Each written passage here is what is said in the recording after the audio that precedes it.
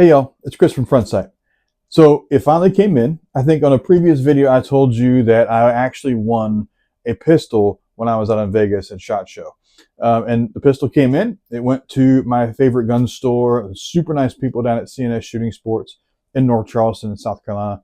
If you're ever in North Charleston and you want to buy a gun or have one transferred, or if you're looking for consignment, or if you're looking for some training or just some trigger time at the range, check out CNS Shooting Sports in North Charleston on Rivers Avenue. It's a super nice place. The people are super friendly, and they'll really take really good care of you down there. So I had Smith & Wesson ship the pistol that I won down to CNS Shooting Sports, and the other day I just went and picked it up. And I got to tell you, it is absolutely fantastic. I'm really excited to get back to the range and get some more rounds through it, or get some rounds for this pistol. I put some rounds through the one they had at SHOT Show, but I really want to put some rounds through this one and really kind of test its limits. But for today, what I want to do is I kind of want to go over some of the things I like about the gun and some things that I look for when I'm looking for a pistol to buy. All right, so the Smith & Wesson M&P, Smith & Wesson M&P 9 Mod 2.0 Spec Series VI. Wow, that's a mouthful. But that is the firearm that I won. And when I won, or when I shot at that SHOT Show, I absolutely said, out of all the guns that were there, they had revolvers, they had semis, they had one or two little rifles there. I said, out of all those guns, I said, this one right here is absolutely the one I would want to have and carry with me every day. It's a beautiful gun. You know, but after that night, I never really went back and looked at it online. I never really checked to see how much it costs, just maybe as an investment. But when it came in, I did, and it's a $1,900 pistol. And I can absolutely see why. So when it came in a big box, and it came with a carrying case, looks just like this. And of course, it's got Spec Series VI on a patch, this rubberized patch here, big bag. It came with a couple of different things. It came with 3 magazines in the pistol, obviously. It also came with a really cool Smith & Wesson pocket knife. It's an assisted opening pocket knife. It's a pretty neat tool there. And it also came with a coin. It came with some backers, or some grips for the back of your pistol for your grip. And these grips are more girthy depending on which size you like. So you can also always change these out to change the girth of the grip itself. The magazines that came with it are awesome. They're metal magazines, and they're 15-round magazines. So we're looking forward to putting some rounds through with these magazines here. All right. So the moment you've all been waiting for, the gun itself. Here you go. The Smith & Wesson M&P 9 Mod 2.0 Spec Series VI pistol. Metal magazine, it's empty. I don't know what color this is called. That's kind of weird, but it is a beautiful, almost silver or champagne in color firearm. It's absolutely beautiful. Its weight is relatively balanced. It is heavier than, say, some polymer framed pistols. It's a little bit heavier than that, but I tell you what, it feels really good in the hand. So a couple of things about this gun.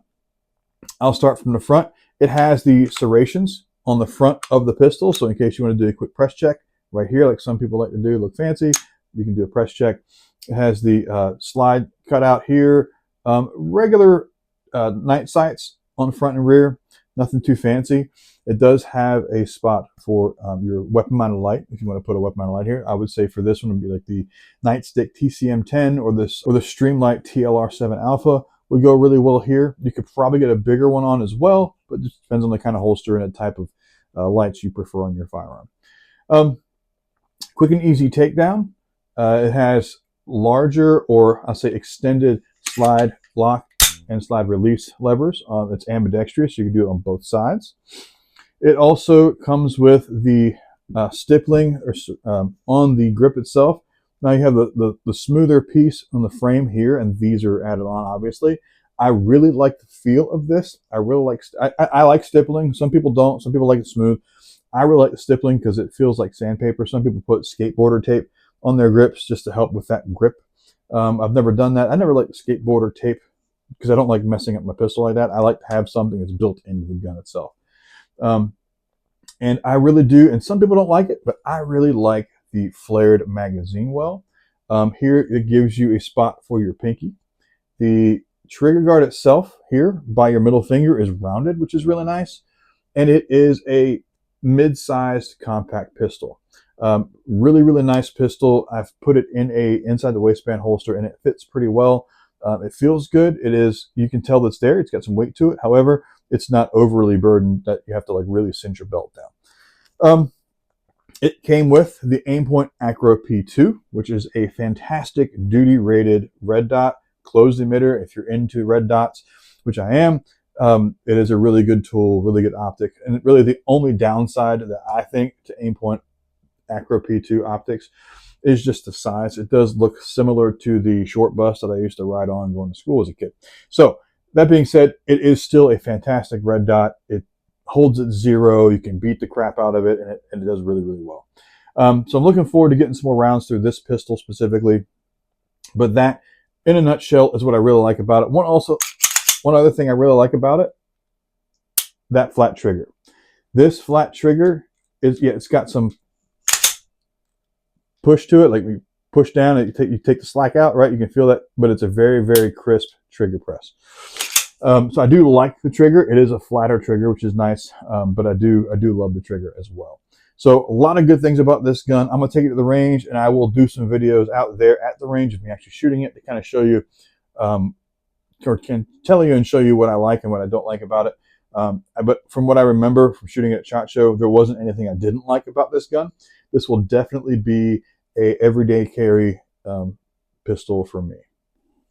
All right, so let's talk a little bit about an everyday carry handgun and what I typically look for in an everyday carry pistol.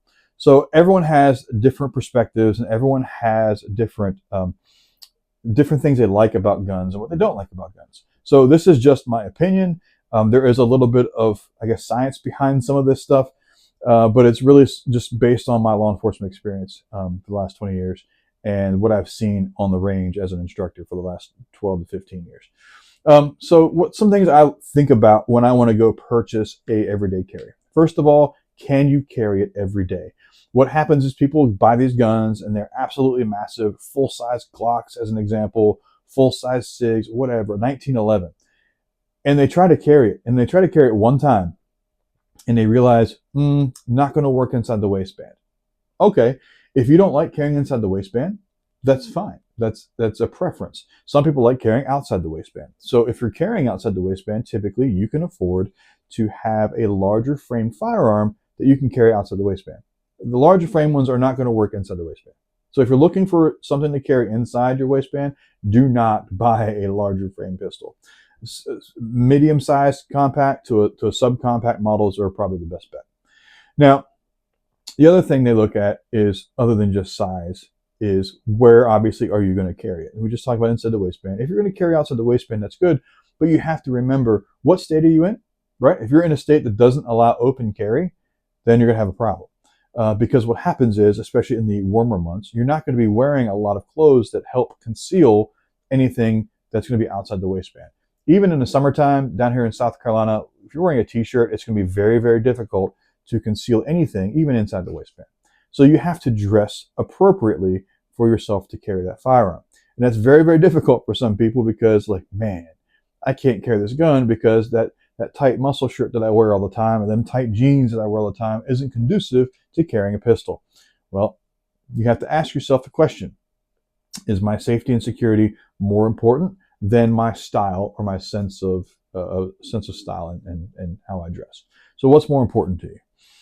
If you feel that your sense of security is more important, then absolutely you should be dressing for whatever could come your way. I'm not saying get all tacked out and geared up and have magazines and spare pockets in different places and blah, blah, blah. I'm not talking about that. I'm just talking about being responsible and having the equipment you need to defend yourself, your family, and perhaps somebody else that might need your help out there in the street.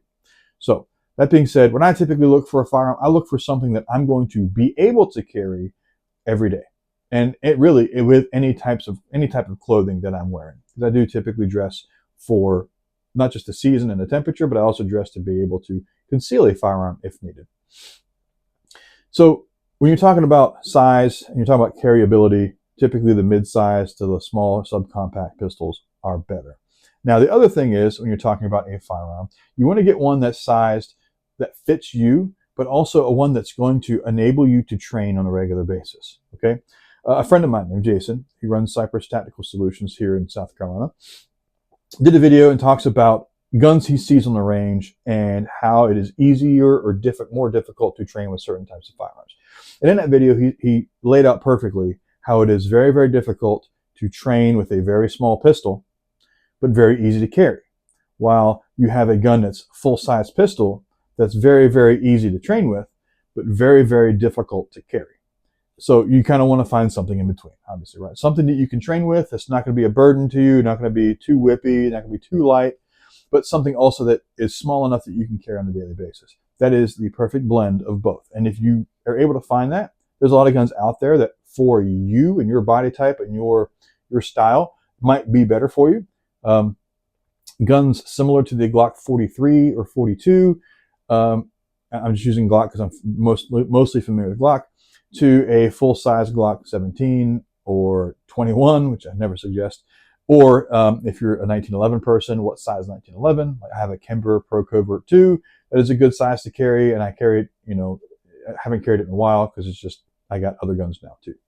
So different guns, different sizes. It has to give you the ability to train with it on a daily basis if you can, right? So that being said, you're not going to want to train with a full-size pistol and carry a small gun because they are going to perform differently and you're not going to be used to that. Now, yeah, if you're training with a Glock and you're carrying a Glock, different models, yeah, the concept is the same, the movements are the same, the buttons and different things are in the same places typically, but the size of the gun in your hand, the hand feel where your finger leans on that trigger or touches that trigger, how your hands grip that firearm is going to be completely different. It's just like one gun for two different people that have two very different size hands. Someone like me, I can hold onto this firearm just fine with no issues and have a really good solid grip on this pistol without any problems. Somebody with bigger hands or smaller hands, they might have to use a different style grip, or they might have to have a different gun altogether. So keep that in mind when you're looking to buy an everyday carry pistol. So the next thing you want to think about when you're looking at everyday carry is, what are the options for me or accessories for me that I want to put on this firearm to help better my capabilities? Well, one would be a weapon mounted light. Obviously, I don't have a light on this one quite yet, but I do suggest that if you are serious about your self-defense inside the home or anywhere else, you need to make sure you have a light source of some sort somewhere. You don't want to be walking around with a pistol in one hand and, of course, most people's flashlight back of their cell phone. We don't need that. You don't be, oh, I gotta find something's going on. You don't do that. It's going to look ridiculous, and it's just not going to work. So you want to have some type of weapon-mounted light or a flashlight that you can carry, also like a pocket light or something you can carry. Now, again, I said earlier, you don't want to get all tacked out and wear all these pants, have all these pockets, and putting stuff in different places. Don't need to do that. What eliminates that problem is just having one mounted to your gun. Making sure the batteries are fresh every year or so, and making sure you train with it as well, because again, you don't want to use the wrong digit to manipulate that light. This should be a trigger finger only, not a light source activator. Okay, so keep that in mind.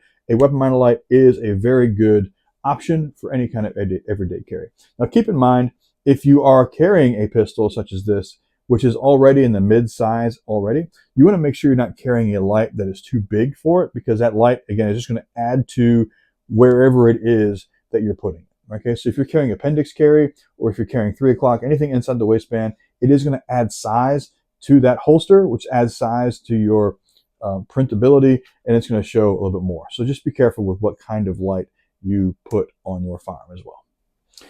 All right, so the next thing you want to talk about is what other accessories. So another accessory, and I'll get to my favorite one last, is, do you like any type of magazine flare to it? Any type of piece that goes on the end of your magazine well that helps with reloads? I like it.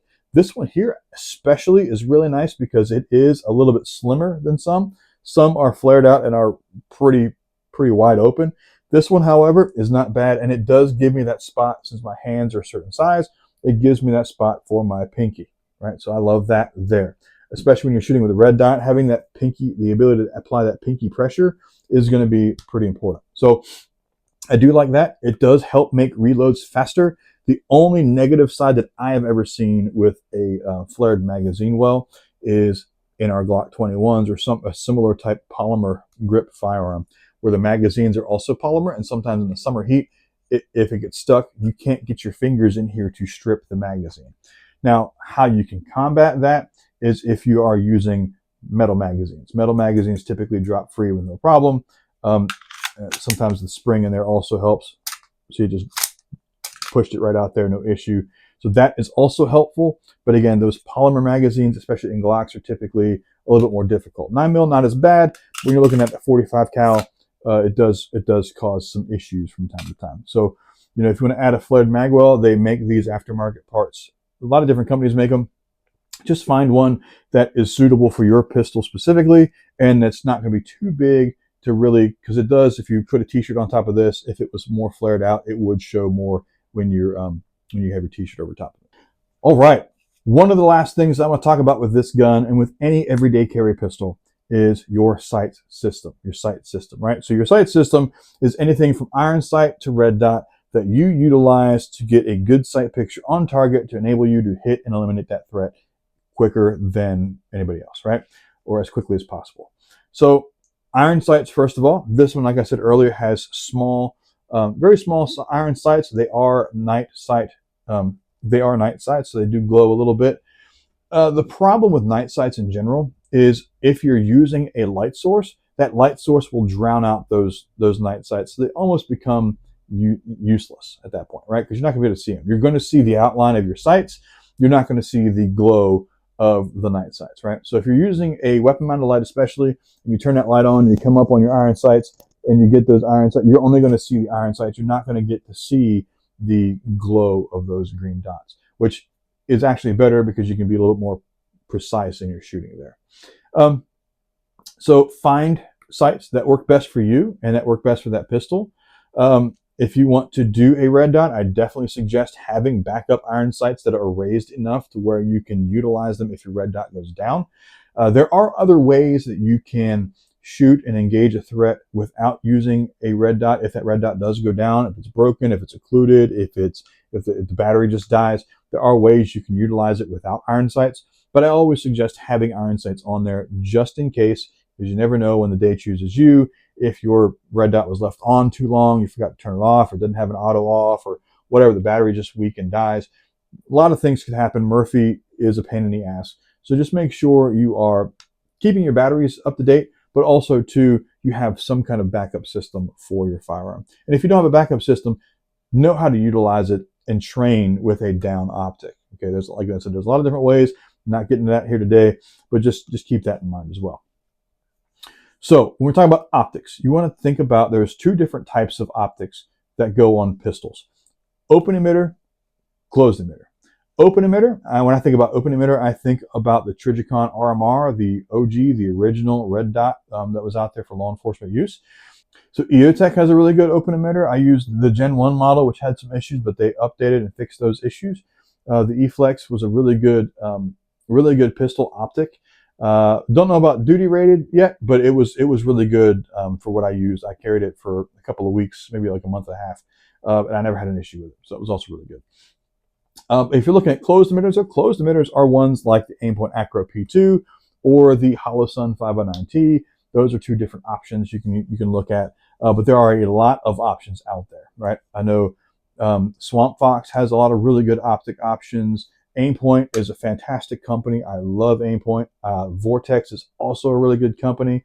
But there's a lot out there. Trigicon's good, obviously. So there's a lot of optic companies out there that do a really good job. You just have to find what works best for you, and functionality-wise, and also just how it looks on your pistol. Is it too big for your pistol? Is it too small for your pistol? Is it just right? You got to find what works best for you, right? So for this pistol, though, the Aimpoint Acro P2, again, I don't even call it a downside. The only thing that I'm a huge fan of is its size. It is one of the larger closed emitter optics out there, but it is a beast. It is just, you can beat it up. You can do whatever you want to with it. And it's gonna last the long haul. The other thing is the people that work at Aimpoint are fantastic. I've talked to several of them, and they're just awesome. Customer service is top notch, and they're just friendly as hell. They're just great people to work with. So if you ever get a chance, and you ever want to look into Aimpoint, I absolutely suggest looking at Aimpoint because their optics are fantastic, and the company is just a great company. So take a look at them when you get a chance to. But this optic here specifically is a really good optic. This was one of the optics we were looking at for our duty weapons here for my police department. But we ended up going with the Holosun 509T just because it is a little bit smaller. So great optic, but you got to find something that works best for you. Okay, so the optics, if you've never trained with an optic, you really absolutely need to train with it. It is not something you just pick up, throw on the back of your pistol and say, I'm good, I know what I'm doing. You have to know zeroing, you have to know how to utilize it properly. And I'm gonna go ahead and tell you right now, if you've never shot with an optic and you're looking at starting, do it, because it is a game changer, but it's also a game changer, not just because it makes you a better shooter, because it's easier with the sight picture and everything, but it makes you a better shooter because it reveals your weaknesses. So don't have an ego when you go to start shooting with a red dot. Let the ego go, right? And start shooting with this, start training with one of these, and it will reveal your weaknesses, and you can work on those, and then it just makes you better. So much better.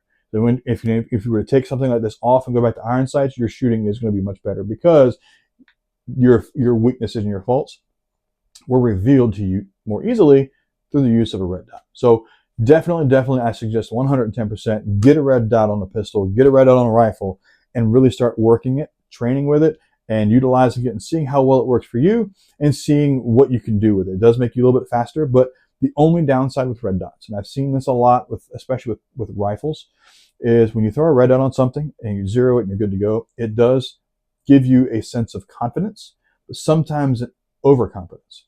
I've seen people come up there and they shoot really well with no red dot, which is iron sights, and then when they come up there with red dot, their target group opens up. And it opens up mostly because they're overconfident, they're shooting faster than they probably should, which means their fundamentals are starting to break down. So if you get a red dot and you start training that red dot, continue to push your boundaries, but just remember, you don't want to push too far too fast because it is going to throw you off and you're not going to have the best shots on target that you probably could have had if you were just a little bit slower, a little bit more methodical. So keep that in mind. It's just my 2 cents, but I hope that helps a little bit. And yeah, definitely get yourself a red dot on that pistol. All right, y'all, that's it for me today. I hope you got something out of that video. I talked a little bit about that Smith & Wesson M&P 9 Mod 2.0 Spec Series VI handgun that I won at SHOT Show, which is I'm still baffled that I won something. Fantastic guns. I hope you got something out of that. And I hope talking about an everyday carry and what you should probably look into when you're getting an everyday carry kind of helps a little bit as well. I know it can be very intimidating when you're first time buying a gun or just first time really thinking about what kind of gun you really want to get, so you don't have that buyer's remorse later. If you have any questions or if you ever have anything you want me to talk about, put me a comment down below and let me know what you'd like to hear. If you have any questions, how can I help you pick out the specific firearm that works best for you? Again, I don't know about a bunch of guns. I know a little bit about a bunch of guns, and I know a good bit about Glock. I know a little bit about Smith & Wesson, a little bit about SIG, but I can help you a little bit here and there if you would like to know more. Again, just shoot me a comment down below. Again, I appreciate you subscribing to this channel. I love it if you'd like this video. Share it with your friends if you have any friends that are interested in purchasing a firearm in the future. But let me know down in the comments what else you'd like to see. And again, like, share, and subscribe if you don't mind. I greatly appreciate it. Looking forward to seeing you all on the next one. Welcome to the revolution. Welcome to Frontsite.